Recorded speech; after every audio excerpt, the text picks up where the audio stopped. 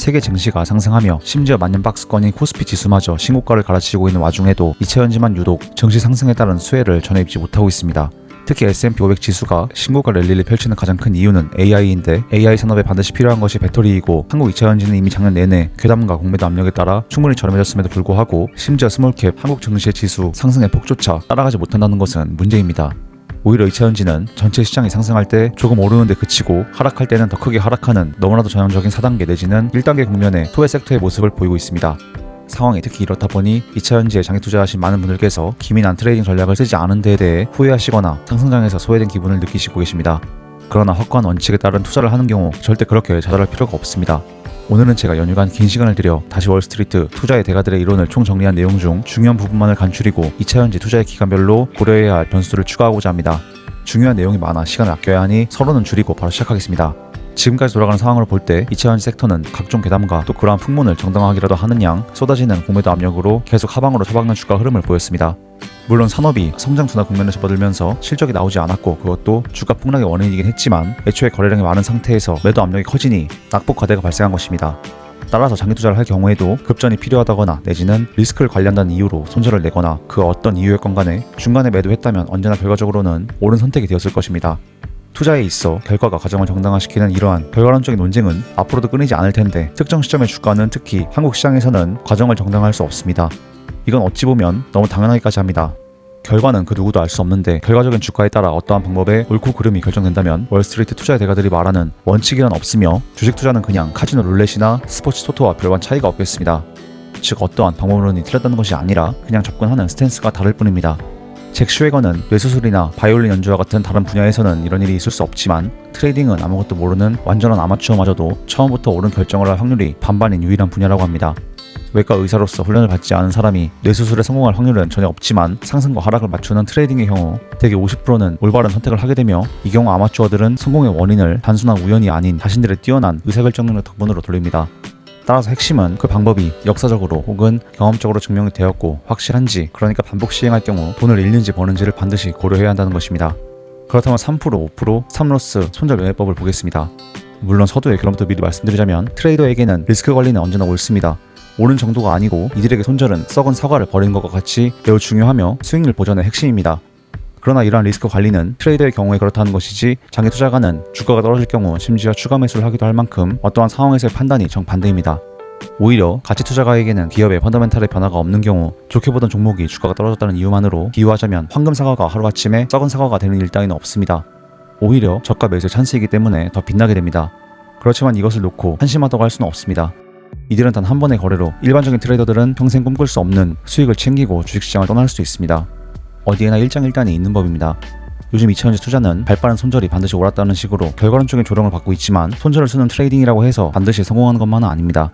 예를 들어 만약 좌측 차트와 같이 주가가 횡보하는 경우 조금만 변동성이 커져도 트레이더로서는 버틸 수 없는 평가 손실이 발생합니다. 따라서 리스크 관리 차원에서 손절이 나간다면 이후에는 결과적으로는 좋은 주식을 너무 빨리 팔아 수익의 기회를 놓칠 수도 있게 됩니다. 따라서 드리고 싶은 말씀은 언제나 통하는 마스터키는 없다는 것입니다. 만약 처음 손절하기로 한 원칙을 지키지 않고 손절을 망설이며 우물쭈물하다가 회복 불가능한 손실이 발생했고 이것을 실패라고 정의하겠다면 그 매매는 장기 투자가 아니라 트레이딩입니다. 시장의 마법사들의 저자 잭 슈웨거도 자신의 신념과 재능에 맞는 방법론을 찾아야 한다고 하며 누군가에게는 꽤 성공적인 방법이 다른 사람에게는 맞지 않는 실패하는 전략이 될 수도 있다고 합니다. 결국 어떠한 투자의 방법론을 사용할지는 각자 처한 상황이나 투자의 성향, 규모, 연령 등 상황이 전부 다르기 때문에 당연히 정답을 딱 정해서 말할 수 없습니다. 만약 지금까지 이차전지 포지션을 유지하고 있으시다면 분명히 장기 투자가 하실 겁니다. 그러나 지금 현재 트레이더의 수익률이 좋다고 해서 갑자기 트레이딩 전략을 장기 투자와 섞을 수는 없습니다. 단순히 손실폭이 크기 때문에 매도할 수 없다는 것이 아니고 그건 올바른 방식이 아니기 때문입니다. 분명히 이건 월스트리트 투자의 대가들 그 누구도 추천하지 않습니다. 투자 전략을 섞을 경우 문제는 더 심각해지는데 특히 장기 투자와 트레이딩 전략은 매수매도 판단에 있어 정반대인 경우가 매우 흔합니다. 따라서 계속 끌고 가기 어려운 경우 장기 투자와 트레이딩 계좌를 분리할 수도 있고 투자의 성향별로 방법론은 천차만별입니다. 제 영상에 댓글 달아주시는 독자님들 중에서도 장기 투자를 보기 때문에 이 정도 떨어지는 건 상관없다는 분도 계시고 스탠 와인스타인을 접하고 매매의 방식이 바뀌셨다는 분들도 계십니다. 장기 투자를 우직하게 밀고 갈지 포트폴리오를 대대적으로 개편할지는 모두 투자자 선택의 영역이고 이 부분은 개별적으로 고민해보셨으면 좋겠습니다. 그렇지만 최소한 이 상황이 너무 괴롭고 일상이 위태로우시다면 피터 린치의 말처럼 좋지 못한 투자를 하고 있기 때문에 투자 규모를 조정하시거나 전략을 바꿀 필요가 있어 보입니다. 다시 2차전지로 돌아와 보겠습니다. 지금 2차 전지는 주가만 놓고 보면 정말 망한 것처럼 보이고 오르는 일 따위는 영원히 없을 것과 같이 느껴질 수 있습니다. 그러나 급등 후 그 후유증까지 동반하며 주가가 박살이 났지만 결국 위대한 기업으로 남은 경우는 그 사례를 일일이 나열할 수 없을 정도로 많습니다. 팔란티어는 최대 45달러를 찍은 뒤 3년 동안 줄곧 흘러내려 5.8달러까지 거의 90% 폭락하였으나 견조한 실적의 상승세를 기반으로 현재 190달러까지 상승하였습니다. 넷플릭스도 700달러에서 162달러까지 매우 빠르게 80%가량 폭락하였으나 결국 반전에 성공하였습니다. 물론 45달러짜리 주식이 5달러가 되는 모습을 지켜보는 것은 2차전지 투자와 마찬가지로 당연히 유쾌한 경험은 아닙니다.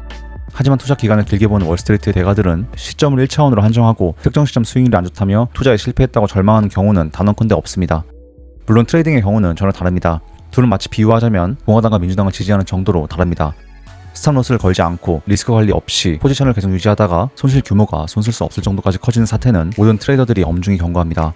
스탠 와인스타인은 4단계에 진입한 주식은 사지도 말고 보유도 하지 말라고 맹세하라고까지 말합니다. 4단계에 들어선 불량 주식을 빠르게 처분하고 2단계 주식을 찾는 것도 뛰어난 투자 전략입니다. 그러나 4단계 주식이 언제까지나 4단계에 머무르지 않을 것이고 언젠가 다시 바닥을 다지고 2단계에 들어서게 될 것입니다.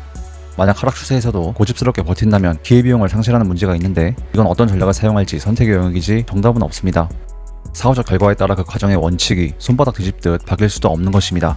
물론 고점에서 처박힌 모든 주식이 다시 반등하여 정고점을 탈환하기보다는 시들시들하게 끝난 경우가 더 많은 것도 사실입니다. 하지만 전기차 시대는 반드시 옵니다. 얼마나 걸릴지 그 시점을 예언할 수는 없지만 한국 배터리 소재 업체들도 독보적인 배터리 품질과 양산 능력으로 삼성전자와 같은 위대한 기업이 될 수 있는 가능성이 충분합니다. 다만 2차전지 투자를 끝까지 굳건하게 바위처럼 끌고 갈 수 있을지 그 버틸 수 있는 한계는 독자분들 모두 다를 겁니다. 최근 커뮤니티 게시글에 어떤 분께서는 2차전지는 아직 멀었으니 조선, 방산, 원전 등에 투자하며 몇 년을 더 기다리라고 하시는데 그렇게 트레이딩으로 자금을 운영하는 것에 대해 전혀 나쁘다고 생각하지 않습니다. 오히려 적극적으로 그렇게 하시면 좋겠고 저도 그렇게 하고 있습니다. 독자분들께서도 각자의 상황과 투자의 성향에 맞게 포트폴리오를 구성하셨으면 좋겠습니다. 다만 아무리 2차전지 장기 투자라고 할지라도 최초 투자 아이디어의 변화가 있는지 정도는 검토해봐야 할 문제입니다. 이를테면 여기에 햇볕이 들 줄 알았고 돗자리를 깔고 누웠는데 바로 앞에 갑자기 빌딩이 세워진다거나 해서 이곳이 앞으로 햇볕이 들지 않게 바뀌었다면 당연히 손절을 하면서까지 그곳에서 나와야 하는 것입니다. 2차전지 경우에는 당초 2023년도에 생각하던 투자 아이디어와는 세 가지 변화가 발생하였는데 첫째로 전기차 수요의 변화이고 둘째로 최소한 한국에서만큼은 기관 투자자들의 수급의 영향이 당초 예상보다 매우 크다는 것이며 셋째로는 후진국다운 정치 구조입니다. 따라서 시간이 다소 필요할 수 있습니다. 이것은 상대적으로 빠른 배터리 산업의 개화와 그에 맞게 타임라인을 꾸리신 분들께는 돗자리를 접을 정도로 중요할 수 있어 정리할 필요가 있으니 말씀드리겠습니다. 2022년에서 2023년 무렵에는 바이든 대통령이 설계한 대단히 정교한 IRA 법안을 필두로 안정적인 북미 전기차 시장의 개화와 그에 따라 우리 배터리 업체들도 눈부신 실적 성장을 할 수 있으리라 기대했습니다. 그리고 미국은 정권이 바뀌어도 정책 기조가 어느 정도 유지되어 왔기 때문에 당시에도 만약 트럼프가 당선된다고 할지라도 전기차는 모두 중국이 만들 것이라는 등의 허위 보도와 같이 미국 전기차 산업을 쓰레기통에 처박는 정책을 펼칠 리는 없다고 봤으며 그에 따라 투자 계획을 세웠습니다. 결과적으로 지금 와서 보면 엄밀히 그게 틀린 것도 아니었습니다. 이러한 폭락이 간단히 합리화될 수는 없는 것입니다. 누차 말씀드리지만 정말 가장 중요한 AMPC가 거의 그대로 유지되었고 한편으로는 중국이 축출됨에 따라 북미 ESS 시장이라는 새로운 파이가 등장하였다는 점이 긍정적입니다. 따라서 결국 한국 언론사들이나 여의도에서 호들갑 떨던 수준까지 북미 배터리 산업의 상황이 악화되지는 않았습니다만 바이든 집권기에 비해 바뀐 것이 없다고 할 수는 없습니다. 사실 가장 큰 문제는 트럼프가 파리 기후협약 내용을 골자로 하는 탄소 중립에 대해 사기라고 표현하는 등 국제 합의에 대해 무관심하고 이것을 제지할 수단이 전무하다는 것입니다. 국제 정치에서 약육강식의 힘의 논리가 우선시되다 보니 트럼프가 이끄는 미국의 독주를 견제할 국가나 단체가 없고 미국이 기후변화 문제를 해결하도록 강제할 힘이 미국 밖에서는 없다는 것입니다. 즉 파리 기후협약은 아무런 구속력이 없습니다. 물론 기온 상승의 폭이 앞으로 1.5도씨를 돌파할 경우 끔찍한 재앙이 예고되었지만 일단 그건 지금 당장의 문제도 아닐 뿐더러 현재 미국의 집권 세력은 미국의 국가 부채 등 현실적인 문제에 관심이 아주 많지 그런 추상적인 문제에는 관심이 없습니다. 지금 미국에게 기후변화 문제는 우선순위가 꽤 미루어져 있는 것으로 보이는데 그렇기 때문에 트럼프가 정말 기후변화가 사기라고 생각하든 말든 정치적으로는 기후변화는 사기여야만 합니다. 지구온난화와 그에 따른 인류 멸망 가능성 가설은 민주당 엘리트층에 의해 강력히 지지받고 있으며 심지어 전기차 산업은 현재 중국이 압도적인 우위를 점하고 있기 때문입니다. 따라서 트럼프는 본인의 반대 세력들의 핵심 주장인 기후변화 위기론을 적극적으로 옹호할 생각도 없을 것이며 설령 트럼프 개인적으로 이 가설에 동의한다고 해도 대외적으로는 결코 그렇다고 말할 수 없을 것입니다. 물론 바이든이 만들어낸 많은 것이 그럼에도 불구하고 보호받긴 했지만 확실히 3년 전에 비하면 트럼프 당선에 따라 미국이 탄소 중립에 있어 상대적으로 미온적인 태도로 변한 것은 사실입니다. 따라서 약 3년 전 투자의 근간으로 삼았던 북미 전기차 시장의 폭발적인 성장은 그 시점이 다소 지연될 수 있다고 해석하는 것이 타당해 보입니다. 정리하자면 북미 전기차 산업이 당초 예상보다는 성장 속도가 완만할 가능성이 있습니다. 물론 제가 말씀드리는 것은 어디까지나 2023년도의 투자 아이디어와 비교할 때의 이야기이지 여의도에서 주장하는 바와 같은 산업의 침체 내지는 몰락의 관점은 아닙니다.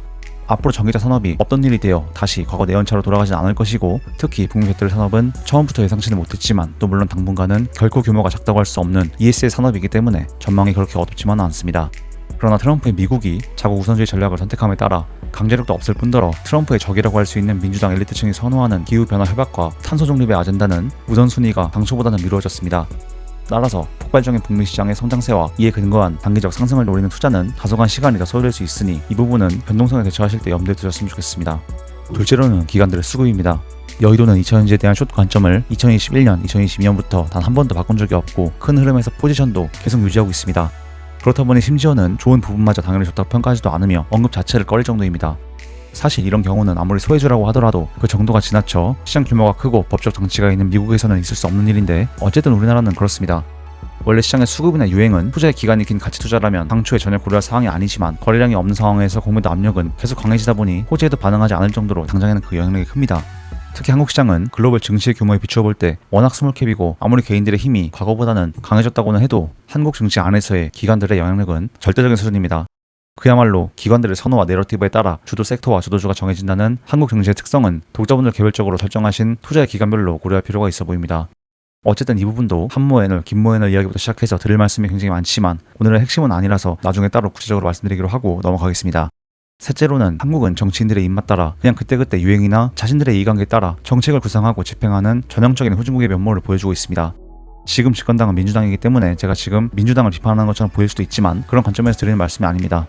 여야를 불문하고 산업성장에는 별다른 관심이 없으며 기업들이 자금을 조달하기 위해 상장해 있는 주식시장을 단순한 주가 띄우기로 한탕 해먹는 도박판으로밖에 여기지 않은 이 나라에 굳이 내 소중한 시드머니를 이 나라 산업 발전을 위해 투자할 이유는 없습니다. 특히 최근 교포제로 그나마 긴 시간 고통받다가 오랜만에 반등하던 2차전지 섹터는 진성준이 던진 대주주 양도세부터 시작해서 질질 끌어대는 대통령실, 추가적으로 산업자원부, 중국산 무관세까지 연속적으로 두들겨 맞으며 모처럼 발생한 반등 모멘텀을 완전히 상실하였습니다. 이미 우리는 신용뿐인 증시 개편, 금주세부터 시작해서 많이 당했고 앞으로도 이러지 않으리라는 법은 없기 때문에 정의롭고 선한 척하는 정치인들의 입에서 나오는 말을 믿기보다는 각자 도생해야 한다고 생각합니다. 그렇기 때문에 이 모든 것을 감수하던 2차전지 투자는 한국 정부가 K배터리의 적대적임을 확인한 이상 2023년도와 똑같은 시각으로 볼 수는 없겠습니다. 저도 애국심이 있긴 하지만 투자는 별개의 문제이니 한국이라는 나라를 너무 믿지는 않으셨으면 좋겠습니다. 따라서 이러한 점들을 고려하여 정리해보겠습니다. 2차전지 투자가 장기 투자라고 한다면 현 시점 실패를 말할 수 없습니다. 이는 비유하자면 된장찌개를 끓이는데 두부만 썰어놓고 된장을 풀지도 않은 상태에서 지금 바로 먹으면 이 음식이 맛이 없으니 된장찌개가 실패했다고 말하는 것과 같습니다. 트레이딩과 장기 투자는 엄연히 다릅니다. 그러나 2차전지 장기 투자에 있어서도 고려해야 할 변수가 3가지 정도 추가되었습니다. 물론 기업들의 성장성을 믿고 투자 기간을 예를 들어 2030년 이후로 길게 보신다면 이 3가지 변수도 중대한 것들은 아니지만, 만약 2026년을 보신다고 할 경우 이 변수들은 영향을 미칠 수 있습니다. 개인적으로는 이런 전략도 괜찮다고 생각하고 실행하고 있습니다. 한국 2차전지 투자는 시간이 생각보다 오래 걸릴 가능성을 배제할 수 없으니 꼭 계좌를 분리하셔서 일부 자금은 비트코인이나 이더리움, 미국 주식 등 다른 자산군으로 포트폴리오를 분산하셨으면 좋겠습니다. 한국 주식은 글로벌 경기 변화로 인해 발생하는 매크로 이슈를 해지하는 기능이 전혀 없으며 오히려 상부 강도가 더 약해서 떨어질 때 더 크게 떨어지고 상승할 때 덜 상승하기 때문입니다. 제일 큰 걱정은 언젠가 AI 자산 버블이 꺼질 때 별로 오른 것도 없는 한국 2차전지도 함께 폭락할 수 있어 이 리스크를 어떻게든 해지할 수단을 마련해야 한다고 생각하고 있습니다. 어차피 2차전지의 최초 투자 아이디어가 중장기적으로 10배 이상의 수익의 기회였다면, 만약 똑같이 그런 업사이드가 있는 투자처가 있고 둘의 베타가 0이라면 더할 나위 없이 좋은 포트 구성이 될 수도 있는 것입니다. 굳이 대한민국의 정치인, 경제계 할 것 없이 혐오하는 K배터리여야만 할 이유는 없습니다. 생각하시는 투자 기관별로 신중하게 투자의 방법론을 검토해보셨으면 좋겠습니다. 사실 이렇게 열린 결말로 두면 난해하실 수 있어 보충 자료는 제가 이후에도 계속 분석해보고 채널과 주간지를 통해 공유하도록 하겠습니다. 마침을 강조드리자면 저는 한국 2차전지 주식을 몽땅 팔라는 말씀을 드리는 것이 절대 아닙니다. 오해 없었으면 좋겠습니다. 이어지는 자료들은 더 조사해보고 공유하도록 하겠습니다. 여기까지 긴 영상 시청해주셔서 감사드립니다. 오늘도 행복한 하루 보내시기 바라겠습니다. 감사합니다.